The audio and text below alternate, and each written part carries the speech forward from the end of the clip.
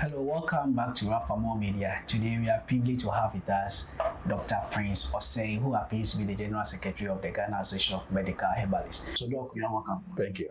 Yes, so Doc, please, first of all, we want to understand medical herbalist, which used to be the previous name, according to the letter that we received, and then medical phytotherapists. Are there any difference or they are just the same? Okay, so names are nouns, right? And there could be synonyms and all that to that. So medical herbalists and medical phytotherapists are almost the same, just that the herbalist or phytotherapist can be used interchangeably, right? So if we say someone is a herbalist, the person uses plant medicine to treat disease condition. Phytotherapist too does the same thing, but the difference has been with the professional training. Anyone who uses plant medicine to treat diseases can be said to be a herbalist, and phytotherapist has been reserved for people who are trained using the scientific bit, but it's all the core aim of all these treatment is almost the same. Yeah, so there's not much difference in the name, but looking at the context in our country, you know, herbalist has been associated with so many things. I believe we've all seen some of the headlines that make the news in our country. If someone is even involved in any spiritual thing, they may term the person as a herbalist doing those things. And we know as medical herbalists or medical phytotherapists that we don't believe in those spiritual things. Our treatment is based on the scientific things. So there was the need for the association to come up with a name that would distinguish between us, the professional or scientifically trained practitioners, and the indigenous practitioners. Because when we talk about, as I mentioned earlier, a spiritualist may be referred to a herbalist in Ghana here. They don't really know the difference between someone who is doing spiritualism and someone who is practicing herbalism. Herbalism was like, it's just using plant medicine to treat, but you know, sometimes if you go to, let's say, a malam or a pastor, and the pastor prays and God reveals some herbs for the pastor to give you, that is a bit spiritual. It's not medical, because you may not be able to understand some of the things. So you, in the practice of herbalism in Ghana here has been like some divinity behind the practice. But we know in our training that we didn't learn any divinity. It was the science behind these plants that we use. So there was the need to differentiate ourselves from the indigenous practitioners so that people will get to know that our practice is quite different from what they are doing. Yeah. Medical, you know, any names that if an association has double name, mostly the first one is taken off. Medical doctors are now termed as doctors. No one will go through the strength of the stress of saying medical doctors. They just refer to them as doctors. So most people too wouldn't go through the stress of referring to a medical herbalist as a medical herbalist. They will just call them herbalists. And people may not know that your training is different from that of the indigenous practitioners. There's been instances that medical herbalists have made statements, but when it's being captured, they'll capture it as herbalists, right? And people may not know the difference.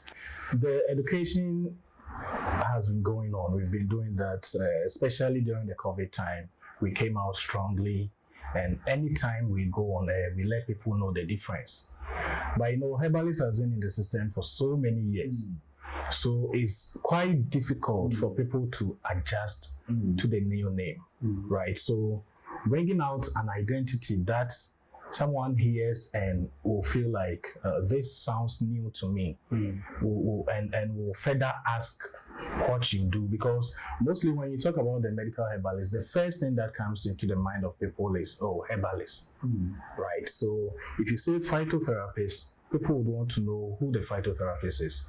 Then you can give an explanation as to, so that they will appreciate the difference. That has been the main aim, you know. Medical herbalists, we have the UK Medical Herbalists Association, and in their context, a medical herbalist is what we see in Ghana here. Someone who has been trained to give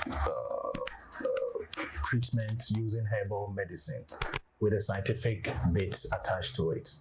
But in our context here in Ghana, herbalist has been misused, right? So this new name will let people know that we are quite different from the indigenous practitioners, right? So that has been the main aim for the change. Yeah, and this conversation has gone on for years. I can't even put a time to it, because for as far back as I've remembered, members of the association has called for a name change so many years ago. And anytime a publication comes out referring to a spiritualist as a herbalist, that new name comes up again. So on the media, on the newspapers and all that, a herbalist does something, they say kill someone for ritual purposes, and they will target herbalist kills or herbalist does this.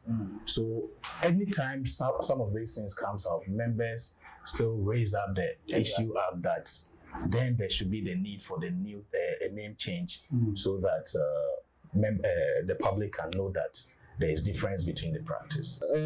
For now, there could be downsides actually. Acceptability is one of them. It's quite a mouthful for some people in this country. The local people may not be able to appreciate it, but we associate ourselves more with the intellectuals, so we believe that they will be able to bring out the difference, because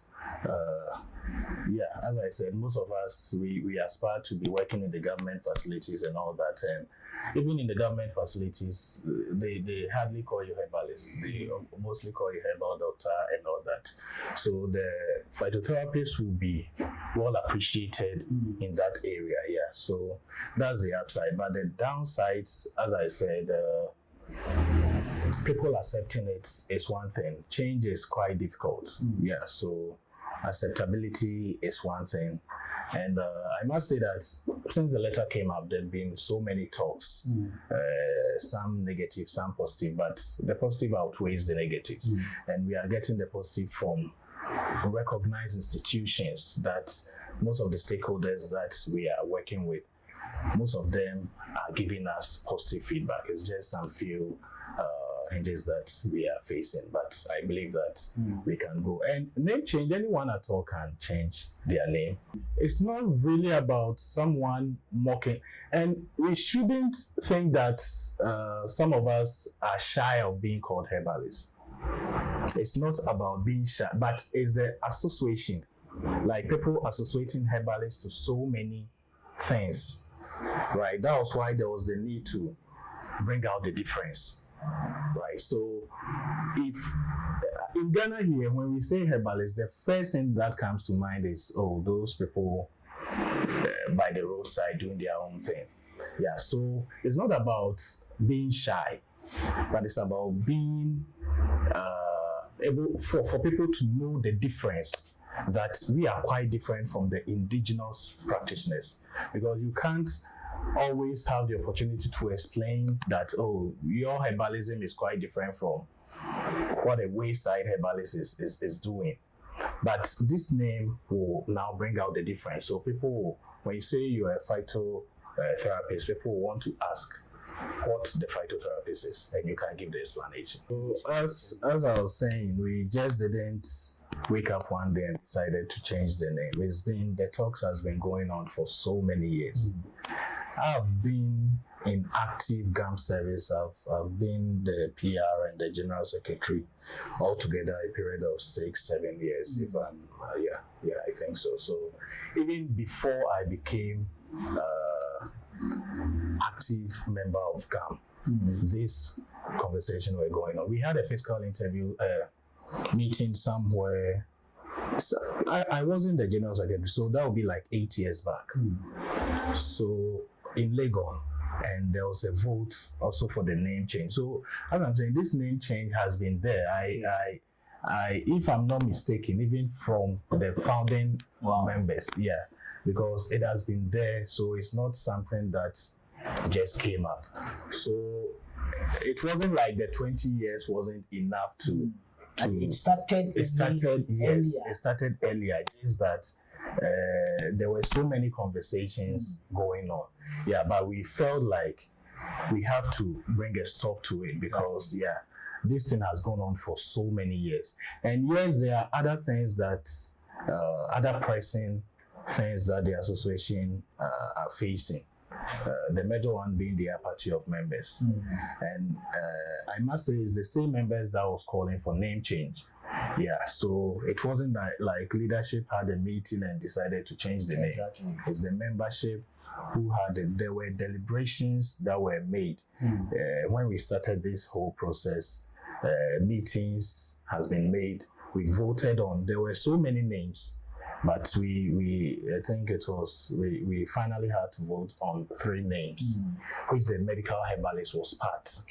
So we came up with 3 names that we voted, and medical or physician phytotherapist. Those were the 2 categories. So it was medical or physician phytotherapist, and phytotherapist itself, and also medical herbalist. That we finally had to vote, and majority of them I'll share the result with you so that it's a public knowledge. So I'll share it with you so that you can you can see the final thing that members voted for. So it's not like we just decided to change the name and we changed it.